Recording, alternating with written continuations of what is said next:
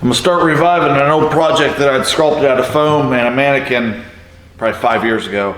It's time to bring this back to life, add it to the Guardian of the Water, my life-size mermaid out of 1/2 inch nuts. I'll show you later.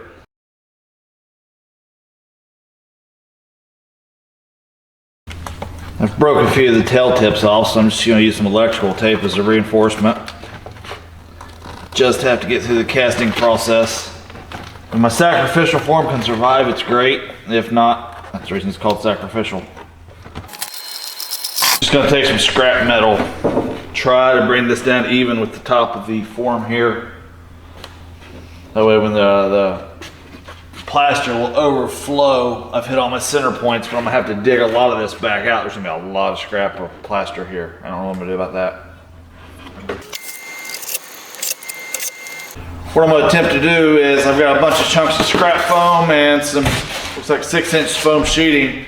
I'm gonna cut it up, fill all the air gaps. This time I'm shooting for about 2 inches underneath the form. 2 inches of plaster pour is what I want, so I'm gonna fill all these big gaps. There's a huge area right here that I'm gonna have to dig out once I pour. So I'm just trying to eliminate as much as possible of the scrap plaster. This is gonna be a monumentally wasteful pour, but I don't know a better way to do it. I've got the styrofoam filling in the huge air gaps so we don't have to waste the plaster. I'm gonna cut some chicken wire, lay it in, get ready to hold everything down, expand the big foam chunks down so they don't try to float up, because I don't really want to make contact with where I'm welding. So that I want 2 inches of plaster over top of those, but the chicken wire will reinforce the plaster, make for a sturdier mold, I believe. It might not need it because I've got it in the wood boxes, but it's cheap enough I put it in there so I don't even have to worry about it. I'm going to roughly mark out the widest point on here, so as the bottom half of the form comes up and around, once it sets, then I can pour the other over and at the highest point out. The furthest point out will be roughly what I'm looking for.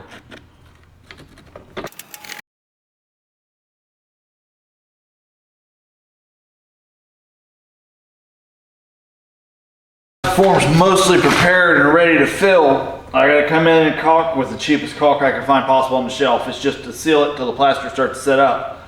But seal all the joints. Once that's done, pull the baby out. I'm gonna use non-stick cooking spray. You can use all kinds of different slip forms to do this.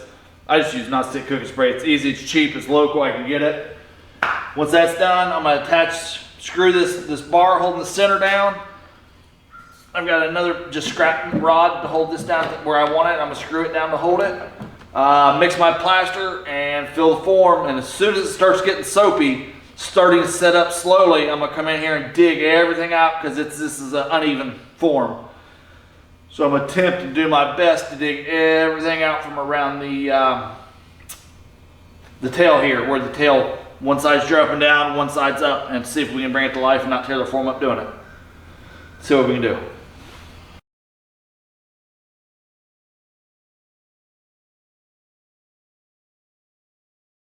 Now we're going to secure the sacrificial form into the mold. Make sure you use plenty of oil.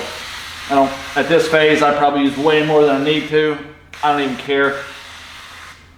A few cents that I'll lose on extra wasted oil would far make up for having to destroy something, do something wrong. I learned this method by watching a few random videos years ago and kind of made the rest up as I went. I've got screws with washers, fender washers, and I've got a rod running through the center of the form where I want the high point to be. Here's where everything starts to ease into catastrophic failure. So this is done, I'll have a lot of stress. I've got right about a little over 4 gallons of water. I'm probably a little higher than usual, but it works out to about 1.5 bags of plaster of Paris. There's 25 pounds bags of plaster of Paris. I shovel in a little bit at a time, trying not to have it clumpy. And you'll know if you're doing smaller pours, of course I'm doing large pours. Usually when I do this, I'll have other molds set up and ready to go, so if I have extra, I don't waste it. This is the only pour I need to do for this. So it just is what it is. If I waste some, I waste some. Just trying to scatter this out. A little bit at a time. I'm going to go until I've got a giant island of plaster, dry plaster on top that won't settle. And don't make any plans once you start mixing it. There is no going back other than throwing the whole load out. If you've done something wrong, forgot something. Now I'm going to use this in reverse. That way I'm sucking from the bottom down just to get it stirred. Run it around the edge so it vibrates and gets the air bubbles out. Slowly start bringing it up.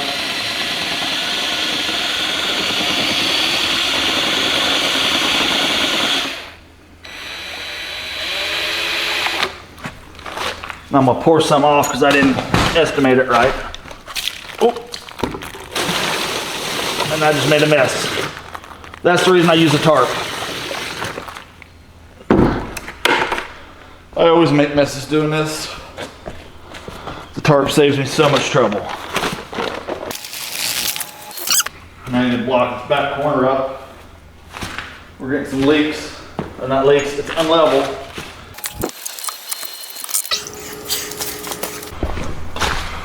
I may be rushing things, but it's starting to set up and get clumpy. So I'm gonna start trying to push things back, see if it'll hold back here where I'm wanting it to be a little higher.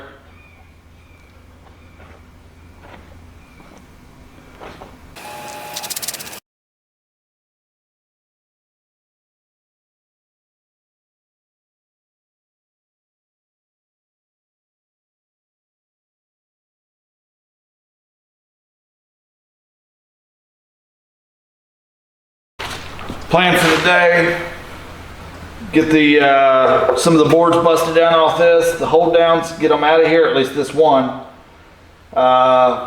Take a Sureform microplane rasp thing, clean up the rest of the form, knock down the plaster that's stuck to the outside of the sacrificial form, build the sides up just enough, 2 inches above, seal it in from the back because I'm not going to have to come all the way around, and do the rest of the pour. Get the pour done today, and then I can start welding tomorrow. Get it all busted apart, get it started. Let's do it.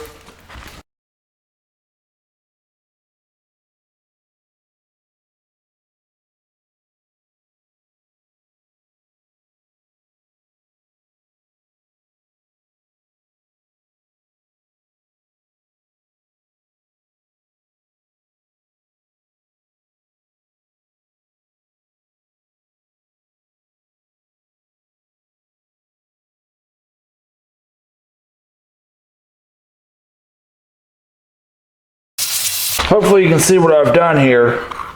I've knocked all the extra plaster off of all the details, brought it down mostly to the line, the little black line that I drew around it, tried to get to my widest points, and then tapered in so that there's no undercuts. Because the minute the next layer of plaster, I'm gonna build a box around this, pour the next layer of plaster on top of it. If there's anything undercut, and there is some undercut right here, some undercut right here, so it's gonna be tricky. Which I've got ways to fix that with clay later on, once it's in place. If it breaks, if it shatters, as long as I get it mostly where I can piece it back together and fill it in, we can make it happen. I used different types of chisels. These are all woodworking chisels I got at the flea market. This is a bread knife or a cake knife, I don't know what you'd call it, serrated. I used to cut, and this was a little Sureform, I guess, microplane. This one here I got at the flea market too. Usually I get them from Home Depot or Lowe's. Usually Stanley, I think it's the Stanley brand I usually use, but I broke it using it on the lathe the last time, so I've got this one. But this is what I got, and I'll build the box out, and probably depending on time today, get it poured in the morning. You see it's still real wet. It's still real soapy underneath, which is fine because that's what I need for shaping out. This was 24 hours after the initial pour. Actually a few hours more than that. I'm about 28 hours in after the initial pour. So it's still plenty workable with this deep. I mean, Lord, there was 4.5 bags of plaster in this one. So once I weld it, it'll dry it out. For now it works. It's good enough. It's solid enough to keep going. Hopefully you're able to see the detail that I was able to roughly carve down out of the plaster of Paris here. So everything's exposed. Sidewalls are built up. We're ready to pour. So I'm gonna go ahead, and I've got a limited amount of time for the end of the day. So I'm gonna go ahead and oil it out again and oil everything down through there.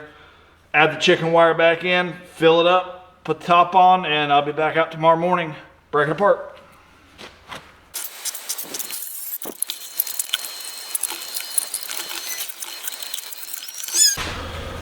Plan for today is start separating the molds apart. I've got a whole series of, I got brick chisels, or I guess maybe masonry chisels, regular larger chisels, small pry bars, large pry bars.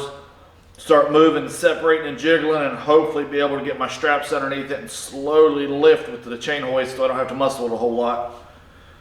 Sore from yesterday. These big pours beat me up. But let's get started and see if we can't get it separated with minimal damage. Let's do this.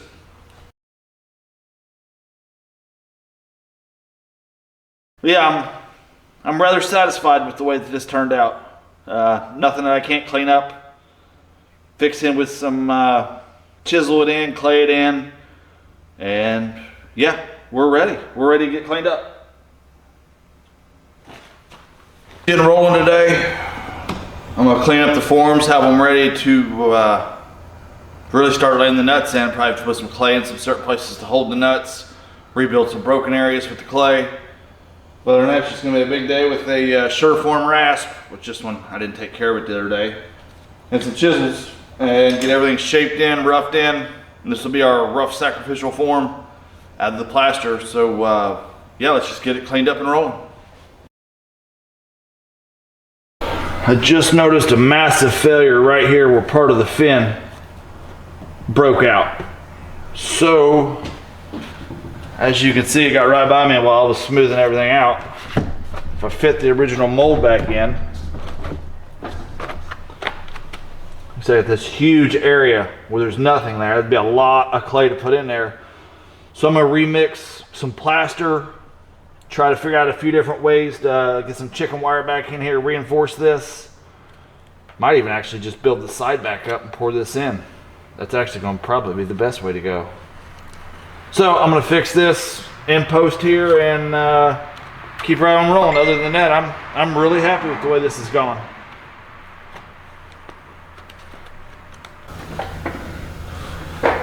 Starting the week fresh, Monday here, so this form's been sitting since Friday.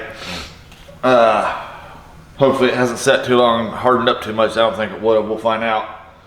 We get the sacrificial mold pulled out, clean it all up, the whole mold, get it stacked out with nuts, and then probably might start welding today. Definitely tomorrow. I have a huge day of welding. Try to get both forms rough welded up out of the forms, and then start on the upper body. All right, let's see what we can do here.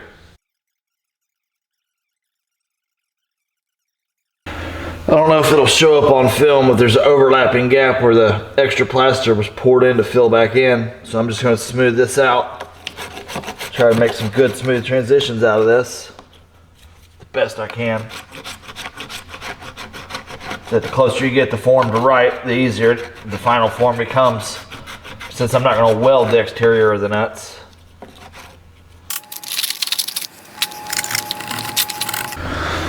Hopefully this will come through. I've got a gap right here where air gap where the plaster didn't meet up perfectly. I got some wire exposed, so I'm gonna clip that out and use some clay, get that filled in. I'm gonna have to build it up a little bit right in here where it cracked between coming up. There you go. Just start building that wall out just a little bit.